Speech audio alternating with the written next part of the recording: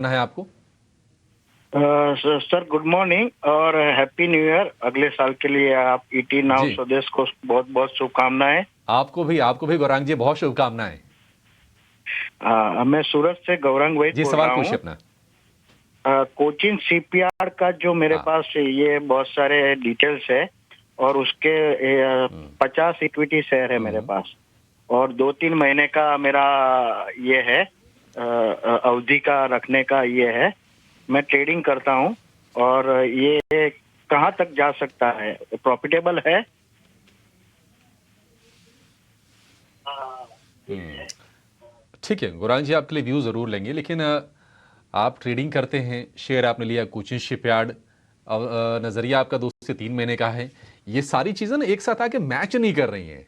मतलब इतने 2 से 3 महीने के टाइम फ्रेम के लिए कोचिन शिपयार्ड जैसा शेयर, इसको आप 2-3 साल के लिए रखिए, क्या तनाव है? क्योंकि जिस तरह के रिटर्न्स दिए हैं कोचिन शिपयार्ड ने, सरकार का फोकस भी है, डिफेंस का प्ले है। आपके लिए राय ले लेते हैं वैसे कि 2 से 3 महीने में मतलब कितने फॉर्चून इसकी चेंज होंगे। हालांकि आस्था जी, बहुत शुक्रिया आपका समय देने के लिए। 400 से लेकर 1400 रुपए तक का सफर तय किया है कोचिन शिपयार्ड ने और मल्टी बैगर साबित हुआ है। हर डिप्स को बाय भी किया गया है। आपको लगता है कि 3 महीने का नजरिया जो है वो पर्याप्त है? और अगर नजरिया उतना रखना ही है तो आपकी सलाह क्या होगी? जी बिल्कुल। Good morning Abhishek ji. देखिए कोचिन शिपयार्ड आपने बिल्कुल सही बोला कि ये एक ऐसा स्टॉक है, क्योंकि देखिए लार्जेस्ट शिपयार्ड कंपनी है ये, और इसका सारा या रेवेन्यू जो आता है वो मेजरली नेवी से आता है और गवर्नमेंट का पूरा फोकस डिफेंस पे है। ऑर्डर बुक की बात करें तो स्ट्रॉन्ग ऑर्डर बुक विजिबिलिटी है, ऑर्डर बैकलॉग काफी हेल्दी है, उसके अलावा एग्जीक्यूशन कैपेबिलिटीज काफी स्ट्रॉन्ग है। तो ये बिल्कुल एक लॉन्ग टर्म का कैंडिडेट है। और अभिषेक जी मैं भी आपकी बात से सहमत हूँ कि अगर आप इसे लॉन्ग टर्म पोर्टफोलियो में रखेंगे तो आपको रिटर्न्स यहाँ पे और ज्यादा अच्छे देखने को मिलेंगे। इनिशियली जो मुझे लगता है कि यहाँ पे अगर 2-3 महीने की भी इन्होंने समय सीमा रखी है और उस हिसाब से भी अगर ये बात करना चाह रहे हैं, तो पहला टारगेट तो मैं 1500 तक का ही दूंगी, 1500 से 1600। लेकिन मेरा यही मानना है अभिषेक जी के जैसे ही कि थोड़ा और इसे लंबा रखिए, क्योंकि गवर्नमेंट का पूरा फोकस डिफेंस पे है और उस शिपयार्ड क्षेत्र की सबसे बड़ी कंपनी है। तो यहाँ पे भरपूर फायदा होता हुआ नजर आएगा जो गवर्नमेंट का फोकस है उसको लेके। और ऑर्डर बुक भी अच्छी है, बने रहिए। अभी इनिशियली टारगेट 1500 से 1600 का रखा जा सकता है। देखिए सलाह 1500 से 1600 के लक्ष्य के लिए आपको यहां पर आस्था जी की राय मिलती हुई। चलिए बढ़ते आगे, अगले कॉलर को जोड़ते हैं। ब्रंजल कुमार हैं भागलपुर बिहार से। ब्रंजल जी नमस्कार, पूछिए क्या जानना चाहते हैं आप? नमस्कार सर, आप लोग को आने वाले नववर्ष की हार्दिक शुभकामनाएं। बहुत बहुत धन्यवाद, और आपको भी शुभकामनाएं। और आप लोग हम लोग का ऐसा ही मार्गदर्शन करते रहिए।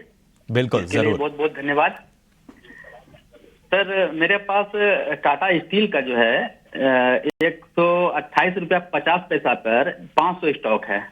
ठीक है, और 128 हम 128 पे ना?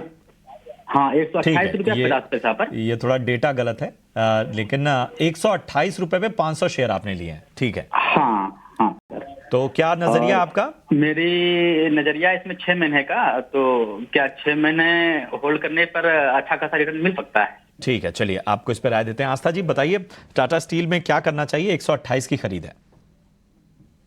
देखिए टाटा स्टील की बात करें तो बढ़िया स्टील क्षेत्र की दिग्गज कंपनी है और मेटल्स जो हैं वो ग्लोबल जो फंडामेंटल्स हैं उससे ज्यादा डिराइव होते हैं, एज वेल एज डॉलर के साथ भी इनवर्सली कोरिलेटेड होते हैं। डॉलर बढ़ता है तो मेटल्स घटते हैं और डॉलर घटता है तो मेटल्स बढ़ते हैं। तो अगर इस गणित को भी देखा जाए तो डॉलर में मुझे ऐसा लगता है कि जो एक तेजी आनी थी वो आ चुकी है। जो डॉलर इंडेक्स ने 114 का अपना ऑल टाइम हाई बनाया था, अब उसको वापस छूने के आसार नजर नहीं आते। अगर डॉलर में इस तरह से नरमाहट रही तो वो मेटल्स के लिए काफी बढ़िया होगा। अब अगर मैं टाटा स्टील के फंडामेंटल्स की बात करूं तो यहाँ पे फंडामेंटल्स मुझे बढ़िया लगते हैं और मुझे ऐसा लगता है कि आगे जाते हुए और भी यहाँ पे ग्रोथ हमें अच्छी देखने को मिलेगी, क्योंकि जो इनका यूके बिजनेस है वो भी अभी ठीक ठाक यहाँ पे परफॉर्म कर रहा है। तो टाटा स्टील में मैं बने रहने की ही सलाह दूंगी। 140 के आसपास अभी चल रहा है, 170 के लक्ष्य के लिए मैं होल्ड करने की सलाह दूंगी।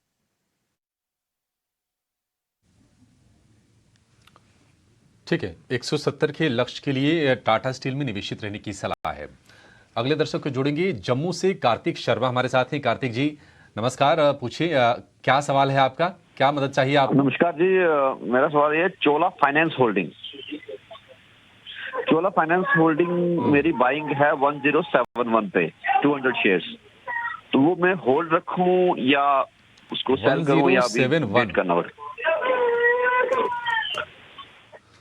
ठीक है, 1071 कर लेते हैं। कुछ आंकड़ों में कुछ दिक्कत है, कुछ गड़बड़ी है, इसको नोट करने में। कार्तिक जी, आपने कब लिया था ये? Hardly just 10 days back.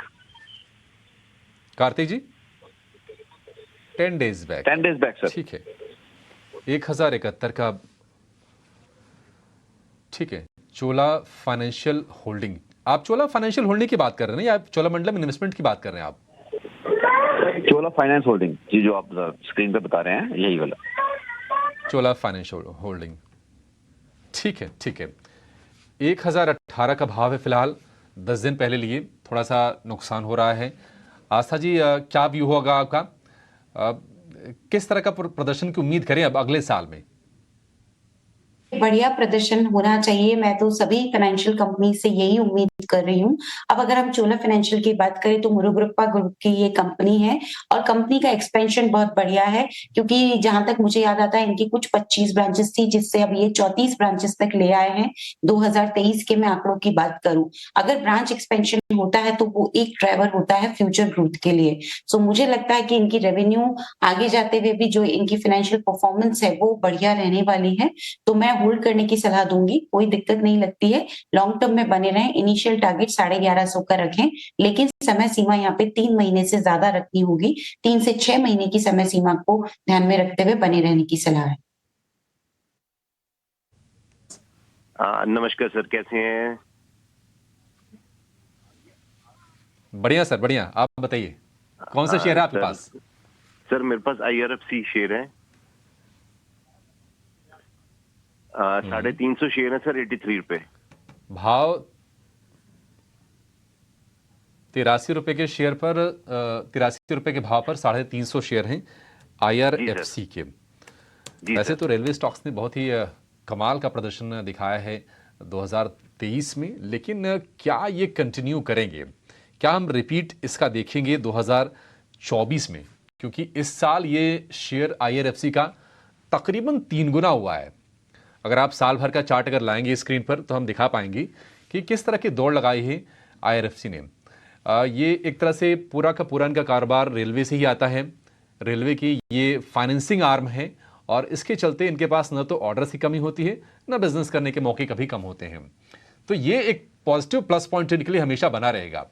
IRFC, आस्था जी, आपकी नज़र में कितना पोटेंशियल है इसमें, और 2024 में आप क्या टारगेट्स देख रही हैं?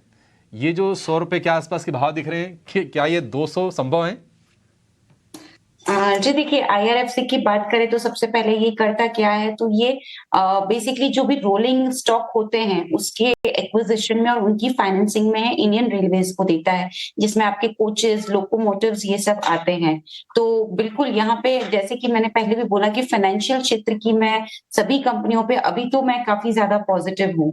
और IRFC की बात करें तो बिल्कुल ये मुझे लगता है कि बहुत बढ़िया परफॉर्म करती हुई नजर आएगी, क्योंकि हमने हमेशा देखा है जो प्री इलेक्शन पीरियड होता है उसमें गवर्नमेंट काफी ज्यादा स्टेप्स लेते हैं, स्पेंडिंग्स करते हैं। तो मुझे लगता है उसकी वजह से जो भी इंफ्रा स्पेंडिंग भी होगी उसकी वजह से डिमांड और क्रिएट होगी और इनको लगातार बिजनेस मिलता रहेगा। तो ये लॉन्ग टर्म के लिए अच्छा कैंडिडेट है। जहां तक 200 रुपए की बात है वो तो कहना अभी बहुत जल्दबाजी होगा, क्योंकि यहाँ से आप 100% रिटर्न की बात कर रहे हैं। बट ये जरूर मैं बोलूंगी कि आगे जाते हुए जो लेवल्स या फिर जो टारगेट्स हमें देखने को मिल सकते हैं वो आराम से 120-125 के रहेंगे। सो 120 के इनिशियल टारगेट्स के लिए अभी तो मैं बने रहने की सलाह दूंगी, वो भी 20% ऊपर का ही रिटर्न होता है करंट लेवल से। पर हाँ, अच्छा परफॉर्मेंस रहा और मार्केट्स बढ़िया रहे तो 200 तक के भी लेवल्स हमें देखने को मिलेंगे। समय सीमा पे मैं अभी कोई कम कर सकती हूँ, पर हाँ लॉन्ग टर्म में अच्छा लगता है। ठीक है, तो लॉन्ग टर्म के लिए IRFC जो है वो आस्था जी को पसंद आता हुआ 120 तक के लक्ष्य आने वाले वक्त में लॉन्ग टर्म नजरिए से नजर आ सकते हैं। चलिए बढ़ते हैं आगे। हमारे साथ किरण है बेंगलुरु से, उनका सवाल है उगर शुगर पे। 150 शेयर इनके पास हैं, 135 के भाव पे इन्होंने उगर शुगर के स्टॉक को परचेज किया है। फिलहाल इनके भाव से काफी नीचे स्टॉक का। बताइए ध्वनि जी, क्या करना चाहिए उगर शुगर में? 135 की खरीद है। जी बिल्कुल, यहाँ पे उगर शुगर्स की हम चार्ट स्ट्रक्चर देखते हैं तो एक बेयर साइड का ट्रेंड इसके अंदर ऑलरेडी स्टार्ट हो चुका है। मेरी इनसे यही सलाह रहेगी कि इस स्टॉक को अवॉइड करें, इसी सेक्टर में दूसरे स्टॉक्स हैं उन पे फोकस करा जाए। अभी फिलहाल के लिए स्टॉक जो है वो अपने सारे नीचे के सपोर्ट लेवल्स को ब्रेक कर चुका है। नीचे की तरफ जो अगला सपोर्ट लेवल इसके अंदर देखने मिलता है तो 73 का है। मेरी इसमें एग्जिट की सलाह रहेगी। ठीक है, उगर शुगर से एग्जिट करने की सलाह है ध्वनि की तरफ से। लखनऊ चलेंगे, वहां से राजेश हमारे साथ हैं। राजेश जी नमस्कार, पूछिए क्या जानना है आपको?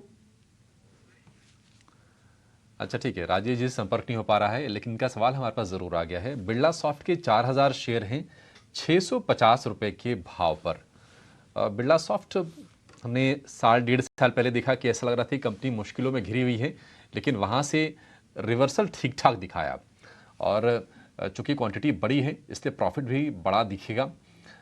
इस वक्त 719 पर ट्रेड कर रहा है, लेकिन आप देखिए किस तरह से ये शेयर चला है। अब ये 52 हफ्ते की अगर हम बात करें तो करीब करीब 2.5 गुना हो गया है शेयर ये।